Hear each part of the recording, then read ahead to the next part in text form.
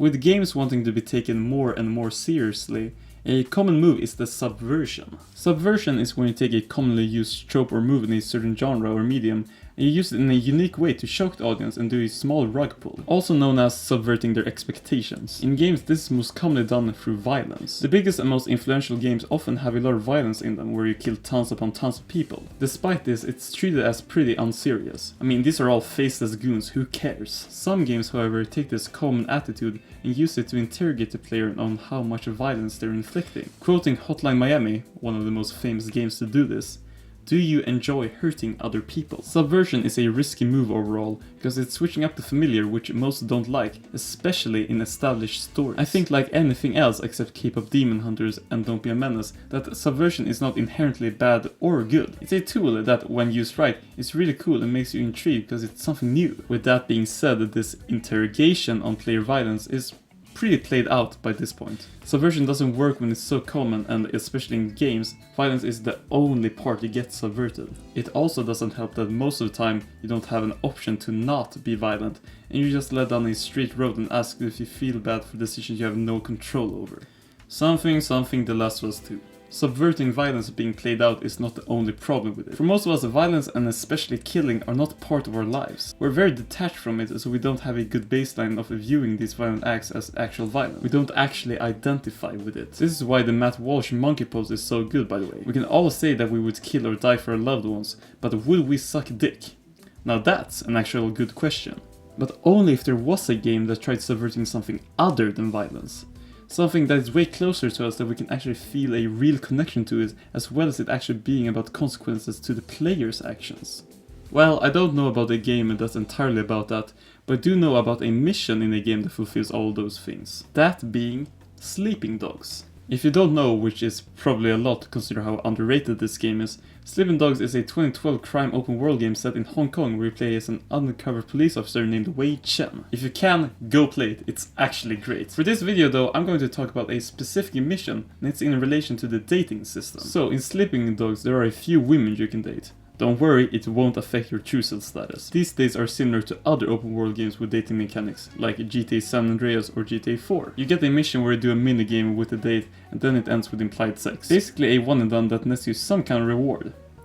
The first date you get in Sleeping Dogs is with this girl named Tiffany, who's a hostess at a club. You get to sing karaoke with her, and Wei's I thought the last singing abilities are apparently so good that it immediately gets him implied sex.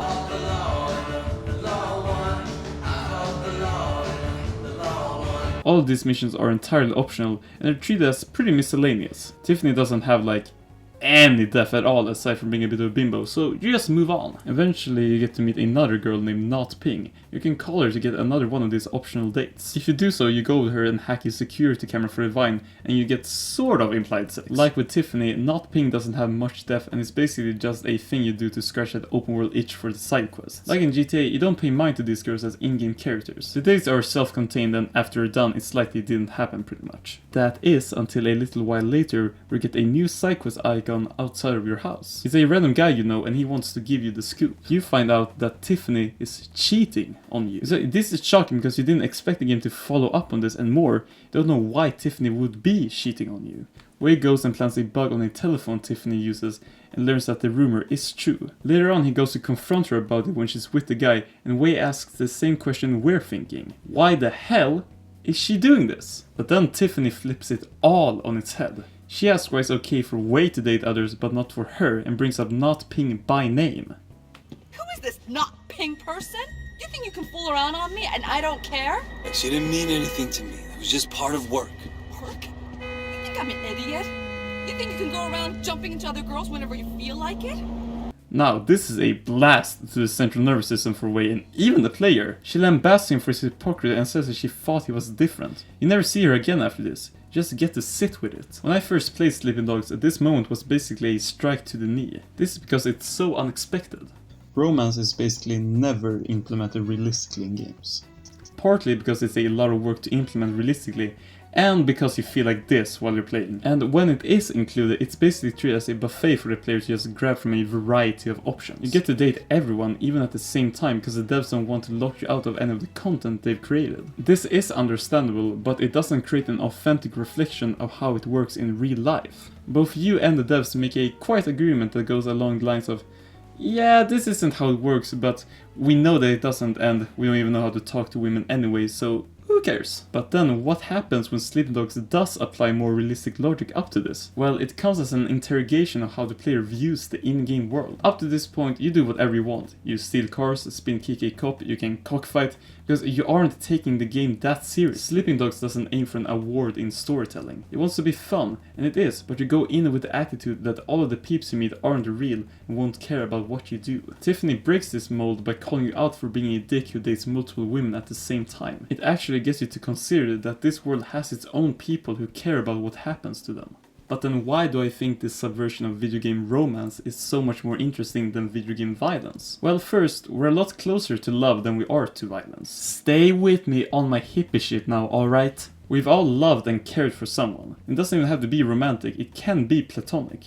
In contrast, most of our exposure to violence is in fiction or on the news, which is like fiction half the time anyway, so we don't actually have a good frame of reference for how violence is in the games we play. So when a game lambasts you for doing a triple headshot, you're like, yeah, I guess I would feel bad if I got shot 3 times in the head, but you don't actually have anything real to compare it with. Compare that with betrayal in games. Spoilers for Red Dead Redemption 2, skip to whatever timestamp I put on here. Micah is one of the most hated characters in gaming. If you ask anyone why, it's not because he needlessly kills people. It's most likely because he's a rat who sells out the gang while being a coward about it. Betrayal hits a lot harder because we can all imagine, or we maybe even have experienced someone breaking our trust in even a minor way. That's why when Tiffany is actually shaken up about you cheating on her, you do genuinely feel bad. You did something in the game that you probably think is a shitty thing to do in real life because it's just a game. And then that's used to confront you with it. It also helps that it's totally optional to date anyone in the game, so it's actually your own choices being confronted rather than the game forcing you and then asking, don't you feel bad? This is by no way a perfect execution of this concept though. This is the only time this happens in the game. If you date anyone other than Tiffany and not Ping, or even if you do them out of that order, this doesn't happen so you don't get reprimanded for it. Also, for every date you do, you get a reward, like for example seeing shrines on your map, so you are mechanically incentivized to do all the dates so you can unlock all of the rewards. But despite those flaws, I do think overall that this is a really well implemented concept. So to sum up, I think that this mission Sleeping Dogs, while flawed and quite a small bit of the entire game, is a great showcase that games can subvert things other than violence. Cheating on Tiffany is more visceral because we have a closer relationship with love compared to violence, so it's more understandable why Tiffany is mad. All in all, this was a short examination of a rug pull in a great game. Also, totally unrelated, I gotta mention that like other games that takes place in a non-English speaking countries but have English speaking dubs, Sleeping Dogs slips in native words in the sentence. But in this case, so sharply put in that it just sounds like random noises. You want me to make an example out of Dog Eyes? At home, Garton is gonna get what's coming in. Yeah, totally unrelated. As said, couldn't put this anywhere else. I just think it's really funny. I notice this every time I play the game.